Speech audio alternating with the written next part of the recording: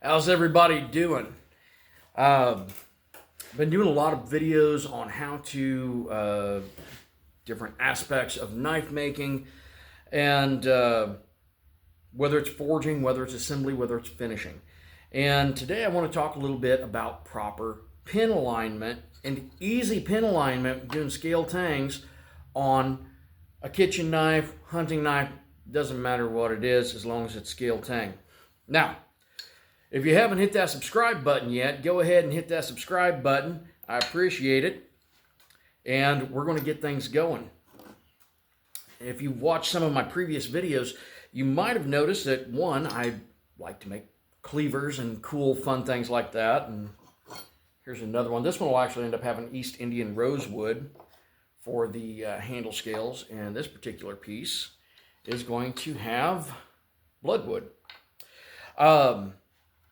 So the first thing I did was I used a template to drill the holes in the same place that they occur on the tang. Now, how did I do that? Did I create a template and then drill the tang? I could do that. The more a simpler process is to mark and drill the holes on your tang, and then use the tang itself as a template when you drill this. Now, of course, be cautious of it's the tip, the edge, anything like that when doing so, and tape or otherwise protect yourself in the process.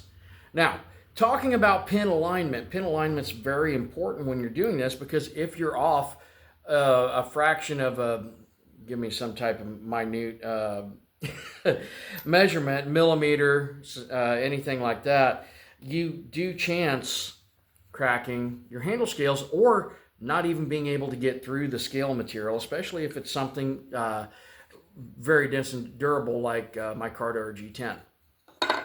So what I'm going to do, first I'm going to make sure that I'm clean here. And to do that, I'm just going to grab a file real quick.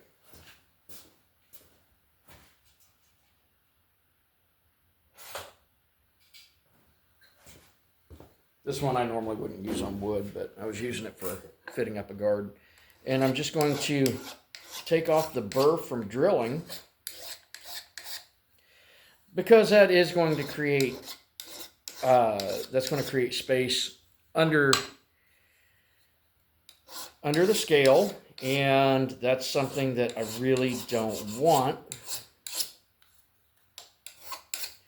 And we can go ahead and take off some of the excess, which is probably going to kind of pinch that pin when we drive that through. So just something to be cautious about.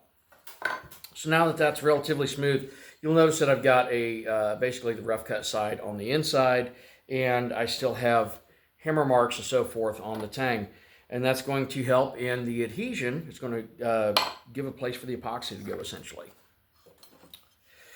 Okay, first thing I'm going to do, I'm going to get myself set up with my epoxy and my pins. How am I going to do that with my pins? We're talking about proper pin alignment. So here we go. I'm just going to get this to start to stick through, just to where I can feel it, because that is going to lock in. Going to lock into that tang and then allow me to drive these through the tang. I don't want to drive them through both scales and the tang at the same time, because it's likely that I'm going to bend that piece, that piece of brass, or whatever I'm using for pin stock. Okay, there we go. It's a black shirt. That's a little more visible. Okay, so that will now allow me, get it on the right side, to lock that into my tang. I've got a little bit of wiggle because these were ground conical, and I do that for alignment purposes. Okay, next step of the process is to take my epoxy. In this case, I'm using some 5-minute quick cure. This is Bob Smith Industries I get from Pop's Knife Supplies. And the Band-Aid on my hand is a good reason to wear gloves when using a 2x72. And I need to squeeze out a reasonable amount an appropriate amount of epoxy for this process. Be sure to cap them off again because they do have a tendency to spill everywhere if they get knocked over. And then I'm going to be using a toothpick here. I know for some reason I should probably have safety glasses on at all times, but these were actually fogging up a little bit. So just so I can get this done in the next 3.5 minutes, because that's when I'm going to run out of video space on my phone. I'm just going to mix that until it starts turning clear again. I've got some bubbles. Now, here we go. Just going to hold on to the pins. I've got a little bit of friction there. And this is just so I can get a reasonably precise.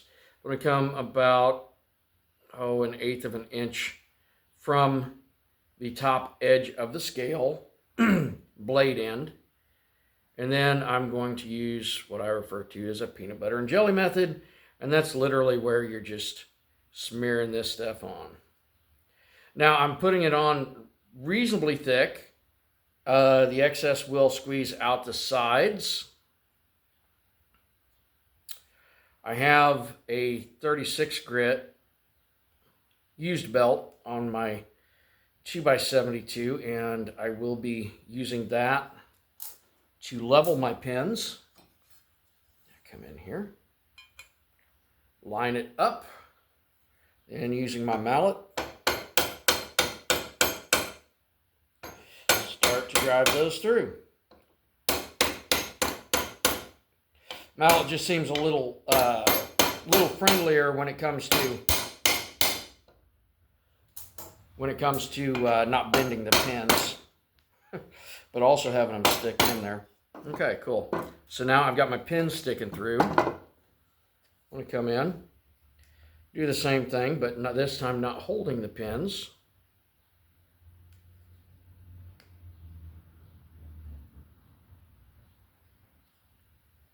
Once more, if you haven't subscribed to the channel yet, please do so.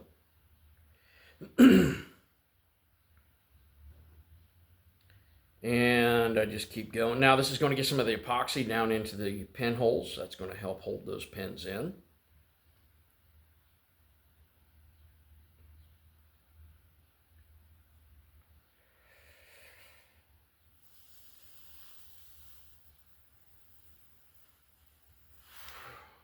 Okay. Next, I'm going to clean the epoxy off my finger on my pants. I'm going to line that up, and here we go.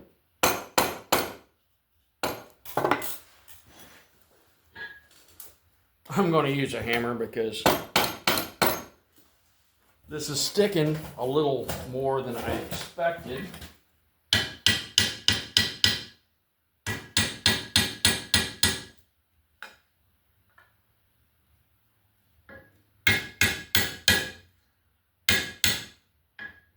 And I do that until it strikes solid on the anvil, and then drive it through on the ritual hole.